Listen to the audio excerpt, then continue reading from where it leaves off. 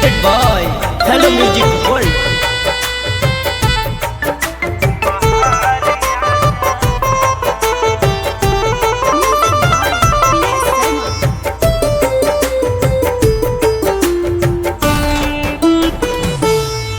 तू हंस देवेलू तो बाहर आ जाला। तू हंस देवेलू तो बाहर आ जाला। तोहरे इहे यादा पर हमके प्यार आ जाला, हमके प्यार आ जाला। तू हंस देवेलू तो बाहर आ जाला। तू हंस देवेलू तो बाहर आ जाला।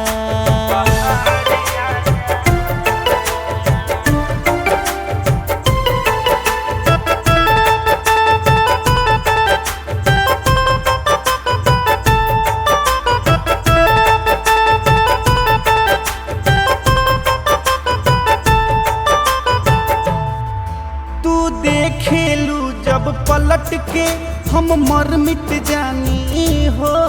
जे हमसे तू शर्मालू हमहू सिमट जानी हो। तू देखेलू जब पलट के हम मर मिट जानी हो। जे हमसे तू शर्मालू तो हमहू सिमट जानी हो। चहकेलू चिड़ैया जैसन खुशहाली छा जाला, खुशहाली छा जाला। तू हंस देवेलू तो बाहर आ जाला।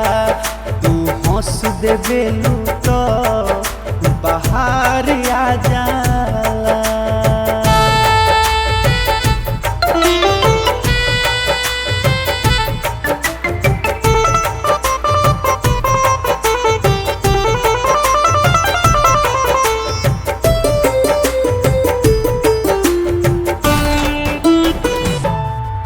कहेले अनुज तू हऊ अखिया के तारा हो।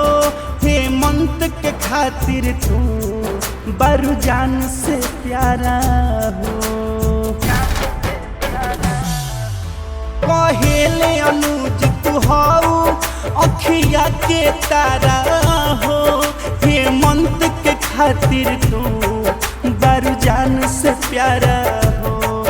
बत मुस्काह के करेलू तो बिनय के भाजाला हो, बिनय के भाजाला।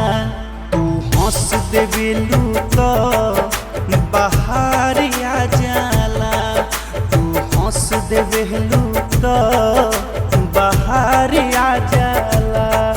तोहरा इहे यादा पर हमके प्यार आ जाला, हमके प्यार आ जाला। तू हंस देवेलू तो बाहर आ जाला। तू हंस देवेलू तो बाहर आ जाला।